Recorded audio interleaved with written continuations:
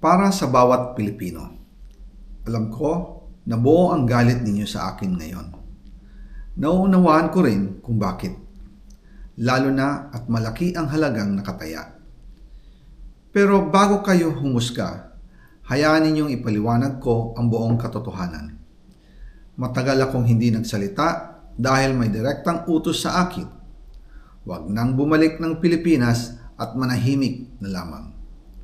Umalis ako noong July 19, 2025 para sa aking medical check-up. Nakaplanong bumalik pagkatapos ng SONA ni Pangulo. Pero habang papauwi na ako, tinawagan ako ni dating Speaker Martin Romualdez at sinabihan, "Stay out of the country.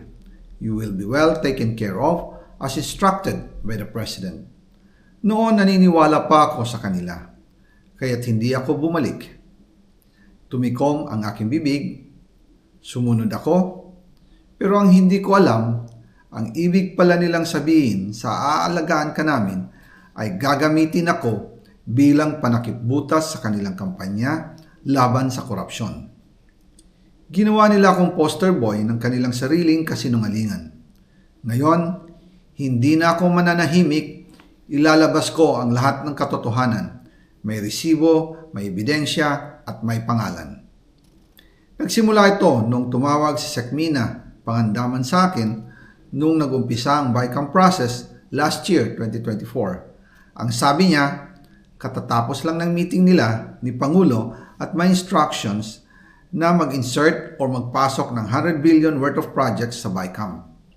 At sinabi pa ni Sekmina, "You can confirm with Yusek Adrian Bersamin dahil magkasama sila sa meeting ni Pangulong BBM noong araw na yon."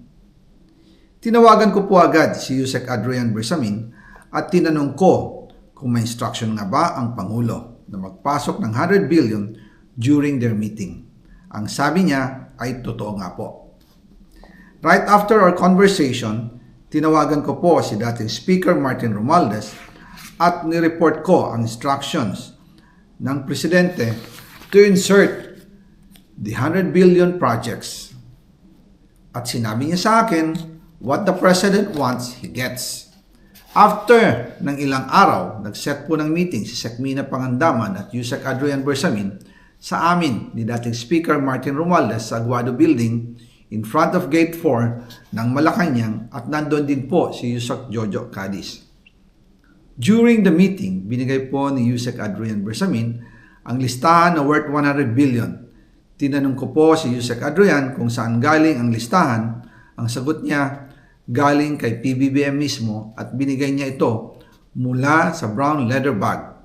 Nung sinabi po ni Yusek Adrian Bersamin yung brown leather bag, naalala ko noong nasa Singapore kami right after the elections of May 2022 sa Hilton Hotel, kami ni dating Speaker Martin and PBBM habang pauwi at pabalik ng Pilipinas, hinabol ng PSG ang brown leather bag at ang sabi ni PBBM, maiwan na lahat, wag lang ang brown leather bag.